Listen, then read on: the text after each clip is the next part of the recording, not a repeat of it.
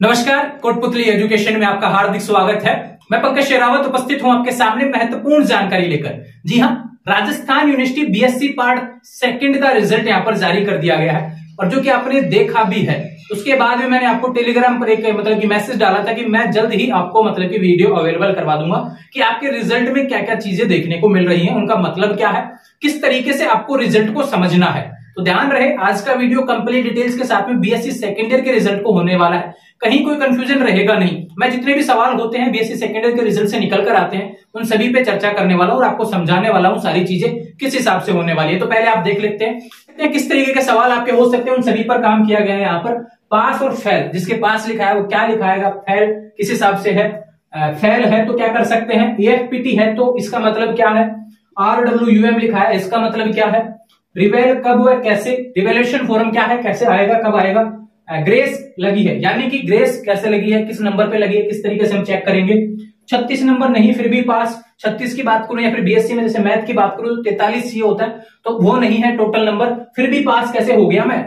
तो ध्यान रखिए, इन सभी चीजों पे लेकर मैं चर्चा करने वाला हूं। डिटेल्स वीडियो आपके लिए होने वाला है। अगर वीडियो थोड़ा सा लंबा बन जाता है तो कोई दिक्कत नहीं है, चीजें आपके समझ में आनी चाहिए। इनसे रिलेटेड अगर कोई भी सवाल मतलब कि आपका बच जाता है अलग से, इनके अलावा भी अगर कोई सवाल बच जाता है चैनल पे कमेंट कर देना, आपको जवाब मिल जाएगा भैया डिफरेंट अगर कोई सवाल रहता है तो। इनके बारे में तो मैं चर्चा करने ही वाला हूं। तो ध्यान रखें, पास देखो जिसका भी क्लियरली लिखा गया पास सेकंड, मतलब ध्यान रखें पास जिसका लिखा गया वो पास है, ये ध्यान रखें। जिसका भी पास लिखा आ गया वो पास है, सेकंड ईयर पास हो गया, थर्ड ईयर में चला गया है। जिसका फेल लिखा आ गया वो फेल हो चुका है, लेकिन अब फेल में कुछ चीजें हैं। अब देखो जिसके फेल लिखा आ गया ना उसका मतलब है कि भैया आपको बीएससी सेकंड ईयर वापस करनी पड़ेगी, लेकिन कुछ चीजें ऐसी हो सकती हैं जो आपको समीकरण बदल रहे होंगे, तो ध्यान रखें उसके बारे में आपको बता देता हूं। जैसे मान लो 3 पेपर होते हैं, जैसे मान लो फिजिक्स हुआ, केमिस्ट्री हुआ, मैथ हुआ, फिजिक्स केमिस्ट्री मैथ, बॉटनी का भी मैं समझा दूंगा ना। फर्स्ट सेकंड थर्ड 3 पेपर आपके हो गए, टोटल नंबर आपको कितना चाहिए फिजिक्स में, मतलब 3 पेपर हो गए 33, 33, 34 के हिसाब से। तो ध्यान रखिए यहां पर कितना चाहिए, 36 नंबर आपका आना चाहिए तीनों में मिला के। केमिस्ट्री की बात करूं 36 नंबर आना चाहिए। बात करें मैथ्स की, यहां पर आना चाहिए भैया 43 नंबर। अगर इस तरीके से नंबर आपके देखने को मिल रहे हैं तो आप पास हैं। ध्यान रखें, इस तरीके से नंबर देखने को मिल रहे हैं तो आप पास हैं। प्रैक्टिकल को हटा के यहां पर बातें हो रही हैं। बात करता हूं एक चीज यहां पर हो जाती है, जूलॉजी हो गया, बॉटनी हो गया। यहां पर ध्यान रखो वही इनमें 36-36 का रूल है, तो जिसका भी टोटल यहां पर 36 बैठ रहा है वो पास हो जाएगा, ये ध्यान रखना। अब जिसका 36 नहीं आता है उसको मैं यहां पे समझाने वाला हूं। मान लो कि किसी विद्यार्थी को लगता है कि मैं 30 नंबर के आसपास हूं, ध्यान रखो।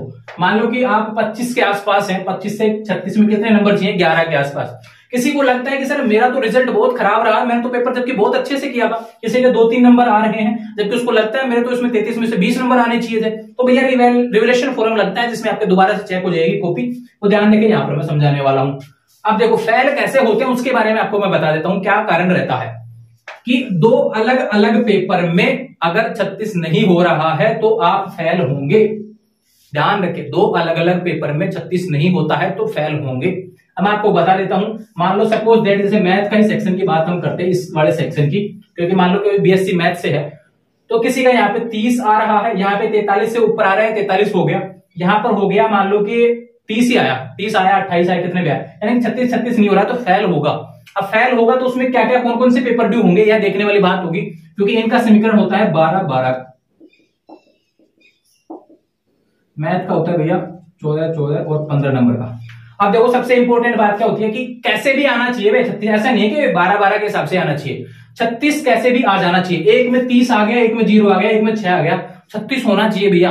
36 नहीं है तो फिर समीकरण लगेगा ये वाला कि जिसमें भी 12 से कम है ना वो पेपर ड्यू है। सपोज दैट कि मान लो इसमें 12 नहीं है, किसी पेपर में 10 आ गए, यहाँ पर 36 नहीं हो रहा है वहां पे, और किसी में यहाँ पर भी मान लो 10 नंबर आए, 8 आए, मतलब 12 से कम आए, तो 2 अलग अलग पेपर में पासिंग नंबर 36 ना होने के कारण आप फेल हो जाएंगे। अगर आसपास है 36 के आसपास है, 25 से ऊपर अगर आपके नंबर आ रहा है तो रिवोल्यूशन ट्राई कर लेना, लेकिन उसमें क्या होता है आपको मतलब कि यह देखना होगा कि आपने पेपर में करके आए थे तो ही आपको नंबर मिलेंगे भैया रिवोल्यूशन में। ऐसा नहीं कि पेपर खाली छोड़ के आए, कॉपी खाली छोड़ के आए आप वहां पर और फिर बाद में रिवोल्यूशन में बढ़ने की उम्मीद करें, तो ऐसा पॉसिबल नहीं है। तो ध्यान रखिए जो समीकरण होता है मैंने आपको बता दिया, 36 नंबर इसमें भी चाहिए, 36 नंबर इसमें भी चाहिए। टोटल नंबर 36 आना चाहिए, कैसे भी आए, चाहे 2 में 0, मतलब 2 में आ रहा है, मान लो 1 में 0 आ गया, 1 में 2 नंबर आ गया, 1 में 34 में 34 आ गए, 36 आना चाहिए, ये ध्यान रखें, क्लियर हो जाएगा। ये बात हो गई 36 से रिलेटेड, पास और फेल वाली बातें हो गई है।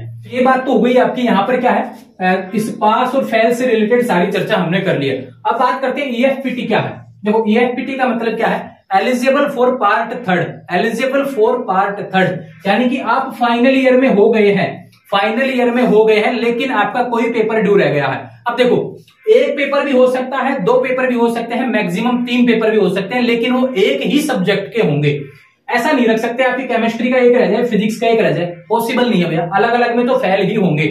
बात करूं मैथ्स के तीनों रख सकते हैं, केमिस्ट्री के तीनों रख सकते हैं, फिजिक्स के तीनों रख सकते हैं, यानी कि दूसरे सब्जेक्ट का एक भी पेपर नहीं आएगा, ये ध्यान रखें। आपको एक सब्जेक्ट के तीनों तक ड्यू रख सकते हैं, एक भी होगा, किसी के 2 भी होगा, किसी के 3 भी होंगे, तो ईएफपीटी लिखा आया होगा। काफी विद्यार्थी जो सेकंड ईयर में है, जिनका रिजल्ट आया, किसी का पहले वाला ड्यू चल रहा है, मतलब फर्स्ट ईयर का ड्यू चल रहा है और अभी भी ड्यू आ गया होगा, तो भी ईएफपीटी लिखा आएगा, ये ध्यान रखें।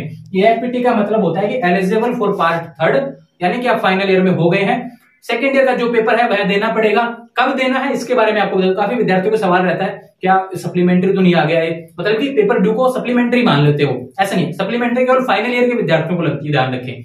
सेकेंड ईयर में सप्लीमेंट्री का कोई रोल नहीं होता, जिनके पेपर ड्यू चल रहे होते हैं, फाइनल दे लेते हैं एग्जाम, तो उनके आता है वो। लेकिन अब बात करें सेकेंड ईयर का जो फ्रेश रिजल्ट आया उसके बारे में, तो ईएफपीटी का मतलब एलिजिबल फॉर पार्ट थर्ड, अगर आपका पेपर कोई ड्यू है, ड्यू तो है ही, सभी लिखा आया है, उसका एग्जाम कब लगेगा, तो फाइनल ईयर के विद्यार्थियों के साथ में ही लगेगा, ये ध्यान रखें, क्योंकि आप फाइनल में हो गए, एलिजिबल कर दिया गया आपको फाइनल के लिए, तो आपका जो पेपर ड्यू है वो फाइनल के विद्यार्थियों के साथ लगेगा। फाइनल के एग्जाम कब होंगे, वही मार्च अप्रैल में एग्जाम होंगे, तो फॉर्म कब भरा जाएगा, जब फाइनल ईयर का फॉर्म भरा जाएगा, तो फाइनल ईयर का फॉर्म किससे भरा जाएगा, सेकंड ईयर के रोल नंबर से भरा जाता है। जब आपने सेकंड ईयर का भरा होगा तो फर्स्ट ईयर के रोल नंबर से भरा होगा, ठीक वही प्रोसेस करनी है। जब फाइनल ईयर का फॉर्म भरा जाएगा तब आपको सेकंड ईयर के रोल नंबर से फॉर्म भरना है, उसमें आपका जो पेपर ड्यू है वो मतलब उसमें काउंट होके फाइनल ईयर के साथ में लग जाएगा। एडमिट कार्ड एक ही आएगा फाइनल का और सेकंड ईयर का, ध्यान रखिए उसमें, और जो ड्यू पेपर है वो भी लग जाएगा और बाकी फाइनल ईयर के भी लग जाएंगे। तो ये ईएफपीटी वाला मसला है, सारी चीजें मैंने बता दी। ईएफपीटी को लेकर कंफ्यूज नहीं होंगे, फेल नहीं हुए आप, केवल कोई पेपर ड्यू रह गया, एक सब्जेक्ट के तीनों पेपर रह सकते हैं या फिर एक सब्जेक्ट का 1 या 2 भी रह सकता है, तो वो आपके मार्कशीट में देखने को मिल जाएगा। अब मैं बता दूं कैसे रहेगा, उदाहरण के तौर पे बता देता हूं।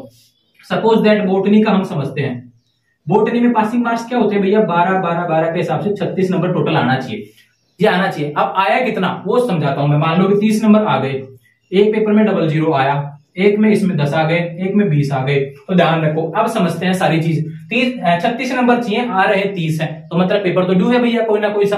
अब पता कैसे चलेगा, जिसमें 12 से कम है, जिसमें 12 से कम है वो ड्यू है। ध्यान रखिए 12 से ज्यादा है 20, ये पास है। 12 से कम है 00, ये ड्यू है। 12 से कम है 10, ड्यू है। तो कौन कितने पेपर ड्यू हुए, 2।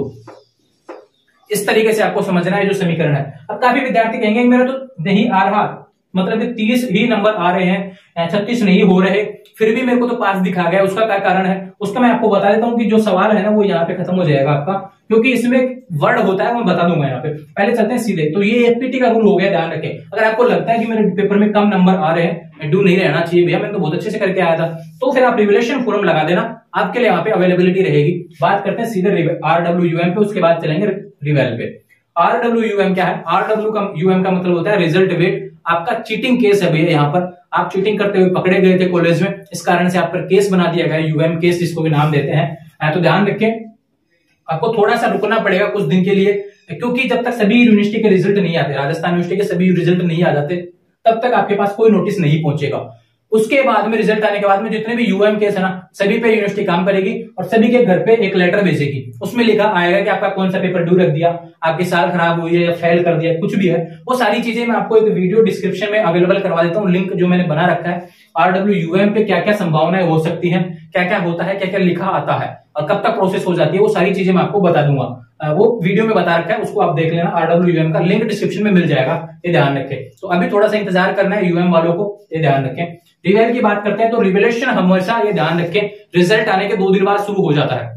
उस दिन शाम से, अगले दिन से, या फिर 2 दिन में मैक्सिमम बता रहा हूं, 2 दिन बाद से आपका शुरू हो जाता है और 15 दिन तक फोरम चलते हैं रिवोल्यूशन के फोरम में, ध्यान रखें। तो डेट्स आपकी जैसे ही आएंगी मैं आपको कंप्लीट डिटेल्स के साथ में वीडियो बना दूंगा। और दूसरी चीज आपको बताता हूँ, रिवेल लगा सकते हैं नहीं लगा सकते, एक सवाल ऐसा भी आएगा। तो रिवोल्यूशन आप किसी में भी लगा सकते हो, पास हो तो भी लगा सकते हो, फेल हो तो भी लगा सकते हो। रिवोल्यूशन 50% पेपर में लगता है। अब ध्यान रखो, किसी के पास मैथ सब्जेक्ट है, मान लो पीसीएम से है कोई, तो 3 ये हो गए, 3 ये हो गए, 3 ये हो गए, 9 पेपर हो गए ना, तो कितने में लगेगा रिवेल? यहाँ पे 50% मतलब 5 में लगेगा, ये ध्यान रखो, 9 में से 5 में लगेगा।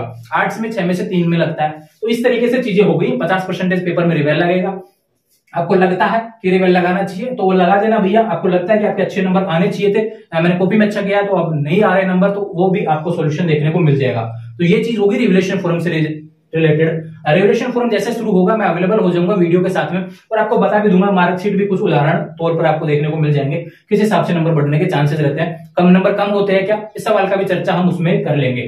बात करते हैं 36 में 43 नंबर नहीं आ रहा फिर भी पास कैसे है, तो ध्यान रखो। मान लो कि 2 पेपर है, मान लो अब उदाहरण ले लेता हूं मैं, इसी का ले लेते हैं चलो। इसमें आया मान लो 30 नंबर आ रहा है, यहाँ पे मान लो 30 नंबर आया आपके, यहाँ पे आ गया 40 नंबर आ गए, यहाँ पे आ गए 50 नंबर। अब देखो 36 से ऊपर है पास, 36 से ऊपर है पास, मैथ में तो 43 है तो ये भी पास है ना, ध्यान रखो। केमिस्ट्री में 40 है पास, 36 ये 40 आगे पास, लेकिन फिजिक्स में 30 आ रहे हैं, चाहिए तो 36 फिर भी पास कर दिया, मुझे तो लिखा रहा है पास। तो उसमें क्या होता है भैया, वहां पे ग्रेस लग जाती है, ध्यान रखिए, जिसको बोलते हैं ग्रेस। एक वर्ड लिखा आता है जो कि मार्कशीट में देखने को नहीं मिलता है, जो नेट वाली जो रिजल्ट आता है उसमें देखने को नहीं मिलेगा, लेकिन जो मार्कशीट आएगी कॉलेज में आपकी उसमें देखने को मिलेगी ये ग्रेस। जी लिखा आएगा, जिस भी पेपर में लगी है उसके, मतलब जिस भी सब्जेक्ट में लगी है, मान लो किसी पेपर में लगी है, जैसे मान लो आपको यहाँ पे बता दूं किसी में लगी होगी, तो उसमें जी लिखा आएगा, उसके आगे जितने भी नंबर के तो उतने नंबर के मतलब ग्रेस लगी होगी, पासिंग मार्क्स आपको कर दिया जाएगा करार। अब काफी विद्यार्थी कहते हैं ग्रेस हमारे नहीं लगी, ऐसे क्यों नहीं लगा, तो उसके कुछ रीजन होते हैं। काफी विद्यार्थियों के जो 2 पेपर होते हैं बैक तो भी लग जाती है, एक सब्जेक्ट के 2 पेपर बैक होते हैं तब भी लग जाती है। काफी विद्यार्थियों के 2 पेपर होते हैं, एक बैक रहता है तो ही मतलब कि वहां पे लग पाती है। तो ये यूनिवर्सिटी का मसला है, सेकंड ईयर में कम देखने को मिलती है, फाइनल ईयर में अधिक देखने को मिलती है। आपको लगे कि ग्रीस लग गई, और मुझे लगता है कि मेरे को तो नंबर में ग्रीस नहीं आ सकती है, मतलब कि नंबर में तो अच्छे आने चाहिए थे, तो भी रिवेल लगा सकते हैं, ध्यान रखिए कोई दिक्कत नहीं है। तो इससे रिलेटेड जितने भी सवाल थे बीएससी सेकेंड ईयर रिजल्ट से रिलेटेड, जितने भी मार्कशीट में चीजें लिखी आई है उसको लेकर मैंने वीडियो बना दिया है। अब आपका इससे अलावा कोई भी सवाल है तो चैनल पे कमेंट कर देना, आपको जवाब मिल जाएगा। ध्यान रखें अगर डिफरेंट होना चाहिए, इनके बारे में तो मैंने आपको बता ही दिया है।